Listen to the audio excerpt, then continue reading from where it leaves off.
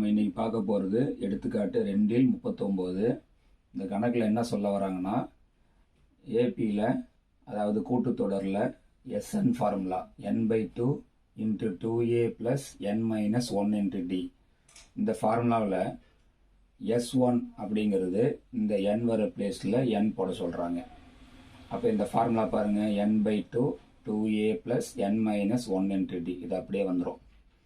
அடுத்து S2 அப்படிங்கிறது இந்த n வர பிளேஸில் 2n போட சொல்கிறாங்க. அப்போ 2n/2 × 2a + n வர இடத்துல 2n போடணும். அப்போ -1 × d. அடுத்து S3ங்கிறது என்னன்னா, இந்த n வர பிளேஸில் 3n போட சொல்கிறாங்க.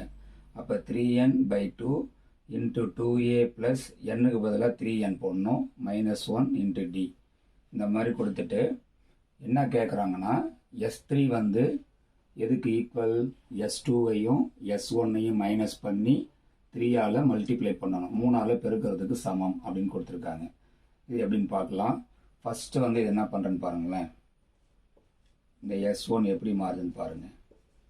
n/2 × 2a + இந்த dயோட இதை மல்டிப்ளை பண்ணிடுறேன். அப்போ n × d nd -1 × d -d. இது ஈக்குவேஷன் நம்பர் 1 அப்படின்னு வச்சுக்கிறோம். அதே மாதிரி S2 எப்படி மாறுதுன்னு பாருங்கள். 2n/2, இதை சிம்பிள் பண்ணாதீங்க, பின்னாடி காமன் எடுக்க யூஸ் ஆகும். ஸோ அப்படியே வச்சுக்கிங்க. 2a + அதே மாதிரி d கூட மல்டிப்ளை பண்ணுங்கள். அப்போ 2nd - d. இது ஈக்குவேஷன் நம்பர் 2. அடுத்து S3 எப்படி மாறுதுன்னு பாருங்கள். 3n/2 × 2a + 3nd - d. இது ஈக்குவேஷன் நம்பர் 3. சமன்பாடு 3 சமன்பாடு உருவாக்கிறோம்.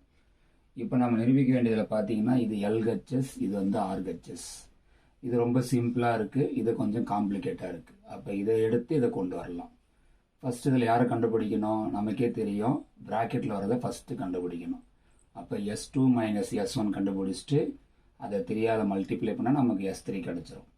அது எப்படின்னு பார்க்கலாம் பாருங்கள். இப்போ ஃபஸ்ட்டு கண்டுபிடிக்க போகிறது S2 - S1. இந்த S2க்கு சமன்பாடு 2 மதிப்பு உங்களுக்கு தெரியும்.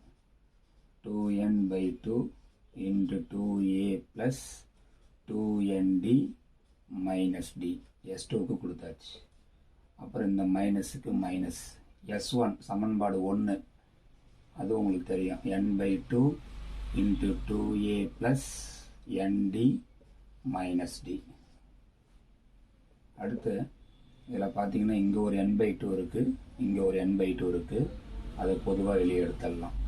பொதுவாக எடுத்துட்டோம்னா இதில் பார்த்தீங்கன்னா, இங்கே மீதி ஒரு 2 இருக்குது பாருங்கள். இது உள்ளே வந்து மல்டிப்ளை ஆகும் இருக்குல்ல. அப்போ 2 × 2a 4a ஆகிடும்.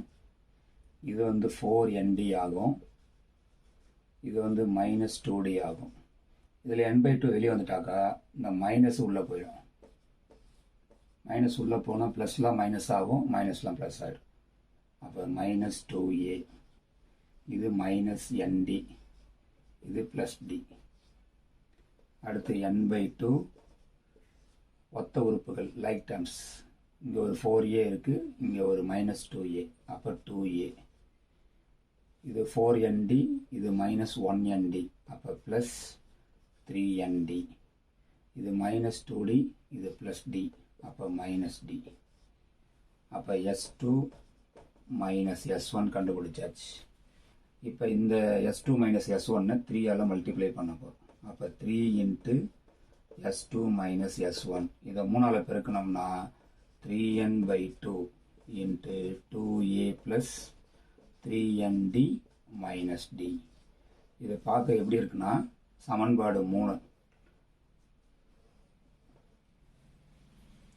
அப்போ 3 × S2 - S1, இது வந்து சமன்பாடு 3ங்கிறது S3. அப்போ இது எப்படி வந்திருக்கு? சமன்பாடு 3லிருந்து வந்திருக்கு. அப்போ நம்ம நிரூபிக்க வேண்டியது என்னன்னா, 3 × S2 - S1 = S3 வந்துருச்சு.